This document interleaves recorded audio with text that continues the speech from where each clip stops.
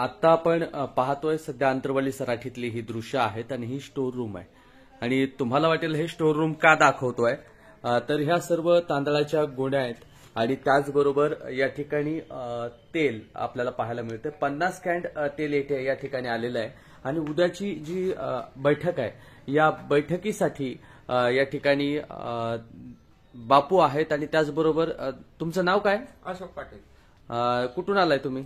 आम्ही नाशिक. नाशिक आणि गाव ओझर.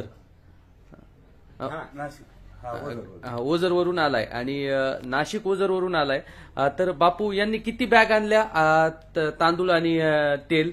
बॅग तांदळाच्या 87 बॅग उतरल्या आणि 5 लिटर मध्ये 50 कॅन उतरले तेलाच्या. 50 कॅन तेलाच्या आणि तांदळाच्या 87 बॅग. नाशिक ओझर या ठिकाणावरून तुम्ही कधी निघाला होतात नाशिकवरून? संध्याकाळी. काल संध्याकाळी. आज या ठिकाणी पोहोचलाय. ओझरच्या सर्व गावकऱ्यांच्या मिळून दिलंय का कुणी? बरेच लोक होते. बर. काय ओळखत नाही. मी ओळखत नाही. बरेच लोक होते. बर. ओझर मधून हे पाठवून दिलंय, कोणाचंही नाव नाही आणि खऱ्या अर्थानं मराठा समाजासाठी उद्याची जी काही बैठक आहे त्यांच्या नाश्त्याची व्यवस्था असेल, जेवणाची व्यवस्था असेल, गोदापट्ट्यातल्या 123 गावाच्या माध्यमातून आणि महाराष्ट्रातल्या अनेक गावातून या ठिकाणी धान्य येताना पाहायला मिळते आणि हे धान्य नाशिक ओझरवरून या ठिकाणी पोहोचलेलं आहे.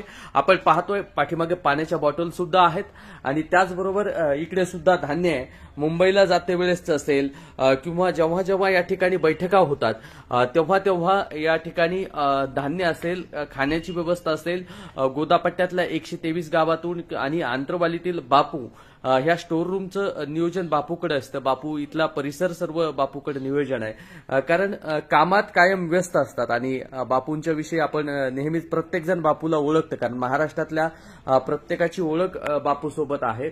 आणि ही सर्व दृश्य आपण पाहतोय सध्या आंतरवाली सराठीतून आणि तुम्हाला दाखवतोय की ज्या अशोक लेलँड ज्या गाडीमध्ये हे धान्य आलंय त्या गाडीचा नंबर आणि तुम्हाला ते पण दाखवून देतोय.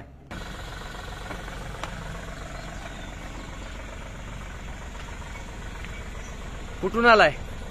नाशिक. नाशिकवरून. तुम्ही नाशिकवरून आलाय? ओके. म्हणजे हे धान्य घेऊन नाशिकवरून आलाय. तुम्ही जळगावचे आहे मुद्दा?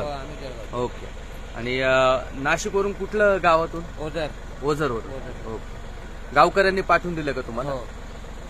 आपण ही दृश्य पाहतोय आंतरवाली सराठीतली आणि असंच आपण भेटत राहूया. प्रत्येक अपडेट तुमच्यापर्यंत मिळत राहील. आपला मित्र उदय भिसे पाटील. जय जिजाऊ जय शिवराय. धन्यवाद.